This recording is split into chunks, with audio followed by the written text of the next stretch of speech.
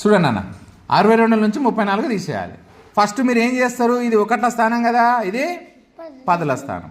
1వ స్థానంలో ఇక్కడ చూసుకోండి, ఫస్ట్ 2 నుంచి 4 పోతుందా లేదా మనకెట్ట తెలుస్తుంది చూడండి జాగ్రత్తగా. ఫస్ట్ ఇది చిన్నదా పెద్దదా కనుక్కోవాలి. ఇది 1వ స్థానంలో పైన ఉన్నది 2,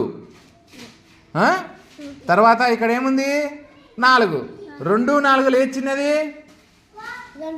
2 చిన్నది. 2 దిక్కు ముక్కు పెట్టాలి, ఓకేనా. 2 చిన్నది కదా, ఎప్పుడైతే మనకు 2 చిన్నదని తెలిసిందో అప్పు అవసరం అనేది మనకు తెలిసిపోతుంది. చూడండి మరి ఎట్లా చేద్దాం చూడండి. 2 కదా, 2 బదులు నేను 2 రాసుకున్నా.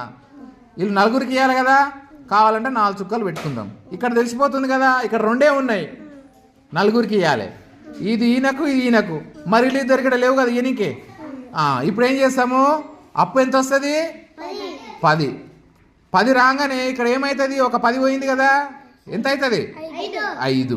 ఈ 10 తీసుకోండి, 1 2 3 4 5 6 7 8 9 10.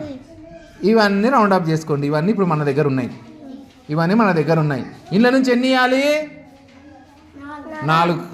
కింది నుంచే కొట్టేయాలి, ఇక్కడ నుంచి కొట్టేయకండి, ఇక్కడ నుంచే. 1 2 3 4. ఎన్ని మిగిలినాయి, 1 2 3 4 5 6 7 8 మిగిలినాయి. ఆ 8 ఇక్కడ వేసుకోండి,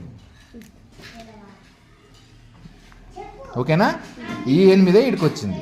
నెక్స్ట్ ఇక్కడ ఎంత ఉంది, 5 లెక్కలు తీసేయాలనా 6 లెక్కలు తీసేయాలనా, 5. 1 2 3 4 5. ఎన్ని తీసేయాలి, 3. 1 2 3. ఎన్ని మిగిలినాయి, 1 2 మిగిలినాయి. ఆ 2 వీడికి వస్తుంది. అర్థమవుతుందా.